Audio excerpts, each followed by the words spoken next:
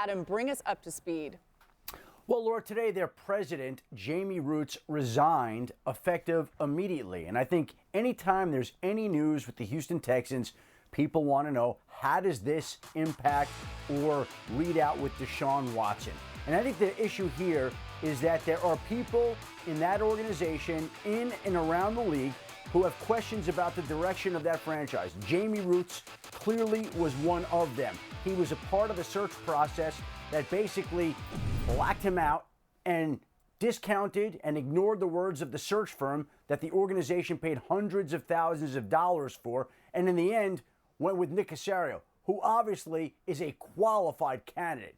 No issue with Nick Caserio. It's the way the organization ran the search and ultimately moved in the end. I think Jamey Rootes was uncomfortable with that. He was uncomfortable with the direction of the franchise. And ultimately, after 20 years with the organization in which he made all their big business decisions, he decided to resign from his post, which I think is a reflection of the way that some people in that organization and some people around the league view that spot right now.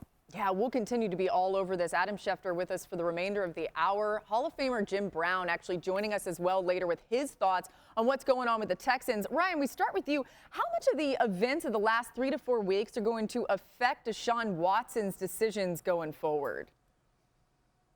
I think it has to affect Deshaun Watson. We're talking about people who have been involved in this organization for 2 decades who no longer want to be a part of what the Houston Texans are doing. And you know what 2020 has been. You know what life has been like during a pandemic. People aren't just giving up jobs in 2021, but that's what Jamey Rootes did. He said, you know what, the way that things are working here, this continued dysfunction, I can no longer be a part of it. I've given tons of my life to this organization, dedicated my time, my efforts, my heart to making this organization work, and I am not satisfied with its direction. And so for Deshaun Watson, this is just another step. This is just another reason why you don't want to be there, why you don't want to be a part of an organization that lied to you and that continues to trend in the downward direction. This is a bad sign for the Houston Texans, and Nick Caserio better come around sooner than later to understanding that Deshaun Watson won't be his quarterback in 2021.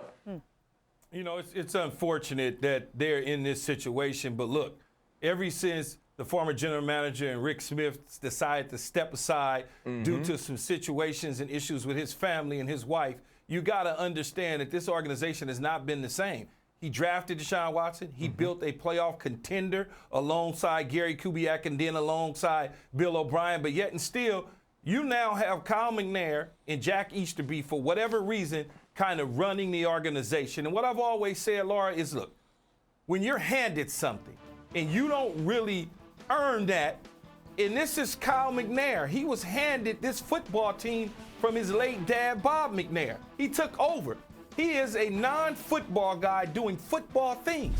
This is not Stephen Jones taking over for Jerry. Stephen Jones is a football guy. Played the game and has been making moves for years alongside his dad. This is something totally different. So this is what you get. You get a guy thinking he's running a restaurant, a car dealership, a hotel. No, this is a billion-dollar football organization. It's folks. Yeah. Key, absolutely right. Hit the nail on the head. I want to take it another direction with this conversation, because when you look at what happened today with Jamey resigning, you realize that this may be the tipping point. This may be just the beginning, and we're starting to see the remnants of things that's been transpiring throughout this organization for a while. And then I get to Deshaun Watson, because obviously that's where you go next. I want to just tell everybody out there, this is not Deshaun Watson's MO. Deshaun Watson is not a yes man.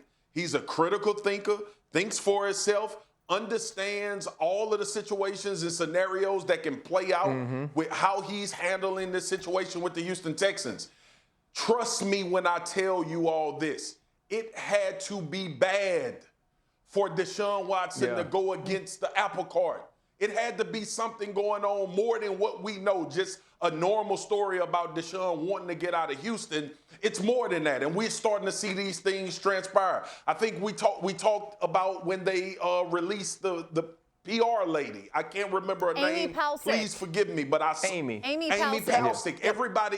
Everybody that knew her, their response was shocked. Like, what? What would happen? So you start, to Key's point, Rick Smith leaving.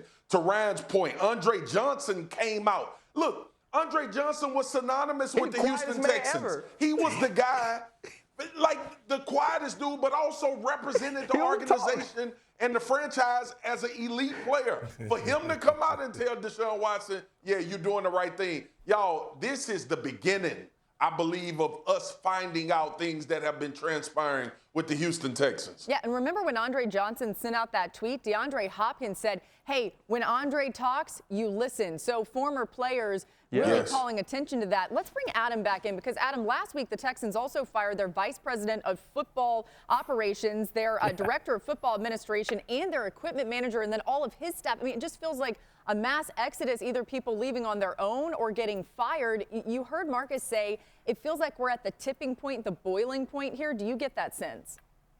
Well, and last week when they made the changes, one of them included the head of the equipment staff, Mike Parson, who was very close to Deshaun Watson. And I can't imagine that move sat particularly well with Deshaun Watson.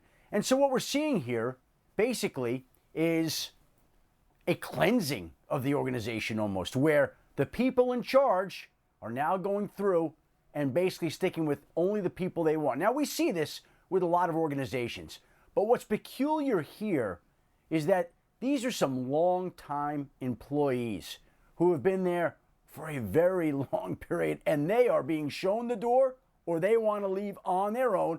And as one person connected to the organization said to me, how are free agents going to come to Houston unless someone overpays?